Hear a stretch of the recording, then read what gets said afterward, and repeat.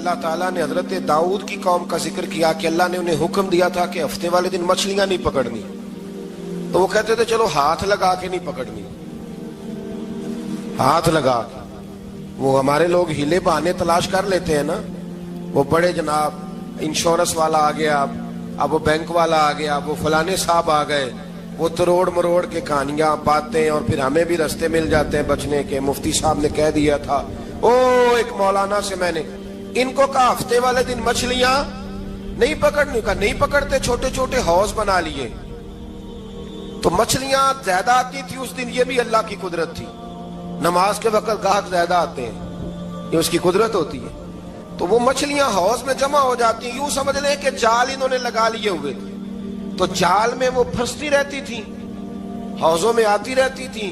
ہفتے کو نہیں پکڑتے تھے، اتوار کو پکڑ لیتے تھے، تو پھر اللہ نے انہیں سزا دی۔ فرمایا تماشے کرتے ہو اللہ کے حکم کے ساتھ، کیا سزا دی؟ فَقُلْنَا لَهُمْ كُونُوا قِرَادَةً خَاسِئِينَ، فرمایا بندر بن جاؤ دھتکارے ہوئے۔ جو رزق حرام طریقے سے کماتے تھے رب انہیں بندر بنا دیتا تھا۔ ابھی بھی میں نے دیکھے ہیں بڑے بڑے تاجر پاگلوں جیسی زندگی گزار رہے ہیں، نفسیاتی طور پہ سکون نہیں ہے، کروڑوں روپیہ پڑا ہے۔ کیوں؟ اس لیے کہ رب کے بتائے ہوئے طریقے کے مطابق تجارت نہیں کرتے۔ آگے ایک اور دلچسپ بات آ گئی، بنی اسرائیل کے اندر نا ایک شخص نے اپنے چچا کو قتل کر دیا جائیداد کے لیے۔ یہ دیکھیں کب سے لوگ جائیداد کے لیے قتل کرتے آ رہے ہیں۔ چچا کو قتل کر دیا، اور قتل کر کے حضرت موسیٰ علیہ السلام کے پاس آئے کہ میرے چچا کو کسی نے قتل کر دیا ہے، تو بتائیں کیا کرنا ہے؟ تو آپ نے فرمایا کہ گائے ذبح کرو، اور اس کا ایک ٹکڑا مقتول کو مارو، مرنے والے کو، وہ خود اٹھ کے بتا دے گا مجھے کس نے قتل کیا ہے۔ اب ارادہ نہیں تھا گائے ذبح کرنے کا، تو بہانے کرنے لگے۔ ارادہ نہیں نہ ہوتا تو پھر کیا ہوتے ہیں؟ کہنے لگے گائے کس طرح کی ہو، بوڑھی ہو کہ بچی ہو، رنگ کیسا ہو، جوان ہو کہ چھوٹی ہو، حال میں ایک دفعہ چلنا سیکھ گئی ہو یا ابھی نہ سیکھی ہو۔ تو بتاتے گئے تو رب بھی شرطیں بیان کرتا گیا، گہرے زرد رنگ کی ہو، حال کے اندر اسے نہ چلایا گیا ہو، پانی نہ نکالا گیا ہو، نہ بچی ہو نہ جوان ہو، اس کے درمیان ہو۔ یہ ساری شرطیں کہاں پائی جاتی تھی؟ حضرت موسیٰ علیہ السلام کی قوم کا ایک شخص تھا جو اللہ کا ولی تھا۔ وہ جب انتقال کرنے لگا نا، اللہ اکبر، دیکھو رب ولیوں کی اولادوں پر بھی کتنا فضل فرماتا ہے۔ وہ جب انتقال کرنے لگا تو ایک اس کے پاس چھوٹی سی بچیا تھی، گائے کی بچی، اس نے جنگل میں چھوڑ دی۔ کہنے لگا یا اللہ میں تیرے نام پہ چھوڑتا ہوں، میرا بچہ جوان ہو جائے تو اسے دے دینا، اور تو سرمایہ ہی کوئی نہیں۔ بچہ بڑا ہوا تو بچہ بھی بڑا نیک تھا، اپنی ماں کا بڑا فرما بردار تھا۔ اس کی ماں نے کہا بیٹا تیرے باپ نے ایک گائے چھوڑی تھی، تو بچہ جنگل میں گیا اور جا کے کہنے لگا اے اللہ میری گائے مجھ سے ملا دے۔ تو رب کریم نے وہ گائے واپس کر دی، وہ گائے گھر لے آیا۔ اب وہ کہنے لگا اماں بیچ دوں، تو اماں کہنے لگی بیٹا میرے پوچھے بغیر نہ بیچنا۔ کئی دفعہ گاہک لگے، پر اس نے کہا جب تک میری اماں نہ کہے گی میں بیچوں گا۔ ادھر بنی اسرائیل والے شرطیں جتنی گائے کے بارے میں پوچھ چکے تھے وہ ساری اسی گائے میں پائی جاتی تھی۔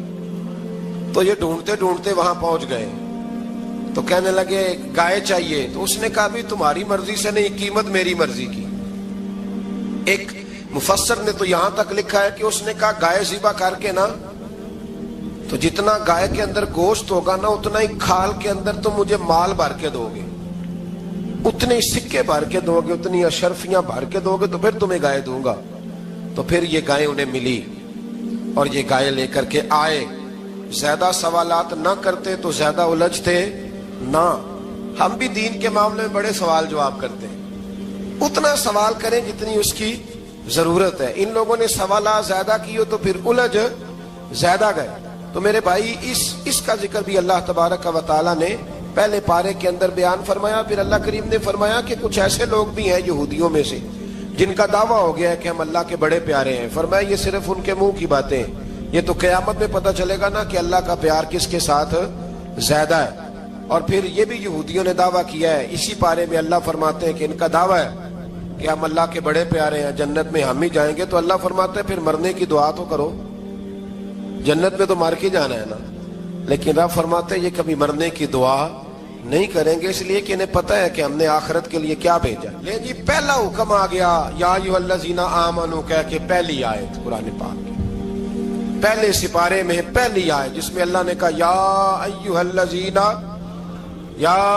الذین آمنوا، تو پہلا حکم آمنوا کہہ کے آیت نمبر 104 میں جو اللہ نے حکم دیا ہے نا، وہ نبی پاک کی تعظیم کا حکم ہے۔ پہلا حکم ہی اللہ نے حضور کی عزت اور ناموس کا ارشاد فرمایا۔ پہلا اس ترتیب کے لحاظ سے وہ ہوا یہ کہ جب نبی پاک کو بات ارشاد کرتے تو صحابہ کرام اٹھ کے عرض کرتے رائینا یا رسول اللہ، حضور سمجھ نہیں آئی ذرا رعایت کر دے۔ تو یہودیوں کی عبرانی زبان کے اندر نہ ذرا کھینچ کے پڑھتے تھے رائینا، تو اس کا معنی بنتا تھا معاذ اللہ اے ہمارے چرواہے، بکریاں چرانے والے کو بھی وہ رائینا کہتے تھے۔ تو جب صحابہ یہ کہنے لگے تو اللہ نے منع ہی کر دیا، فرمایا میرے محبوب کے غلاموں، اس لفظ کے پیچھے چھپ کے، اس لفظ کے پیچھے چھپ کے لوگ میرے نبی کی بے ادبی کر جاتے ہیں، تو جس لفظ کا کوئی ایک معنی بے ادبی والا بنتا ہو وہ لفظ بھی میرے نبی کے لیے نہ کہو، لفظ وہ والے کہو جس میں کوئی بے ادبی کا معنی نکلے نہ۔ یہاں لوگوں نے بڑے بڑے لفظ نہیں بول دیے، پھر کہتے میرا مطلب یہ تھا، میرا مطلب وہ تھا، تو تو نے وہ لفظ بولا کیوں جس کا کوئی غلط مطلب بھی نکل سکتا تھا؟ اللہ نے فرمایا یا ایھا الذین آمنوا لا تقولوا رائینا، اے ایمان والو رائینا کہو ہی نہ۔ تو یا اللہ کیا کہیں؟ فرمایا وقولوا انظرنا، تم کہو یا رسول اللہ ایک نظر فرمائیے، انداز دیکھیے، انظرنا ایک نظر۔ تو ہمارے بزرگ تو پہلے ہی بڑے پیار والوں نے کہہ دیا یا رسول اللہ انظر حالنا، کہتے کہاں سے لاتے ہو جملے؟ میں نے کہا اللہ کی کتاب سے، یا رسول اللہ انظر حالنا یا حبیب اللہ اسمع قالا، تو تم کہو انظرنا، محبوب نظر کرم کرے، واسمعوا، اور کیا ضرورت ہے دوبارہ پوچھنے کی؟ اللہ کہتا ہے پہلے ہی دھیان سے سنا کرو، پہلے ہی واسمعوا، پہلے ہی احتیاط سے سنو، وللکافرین عذاب علیم، اور کافروں کے لیے دردناک عذاب ہے۔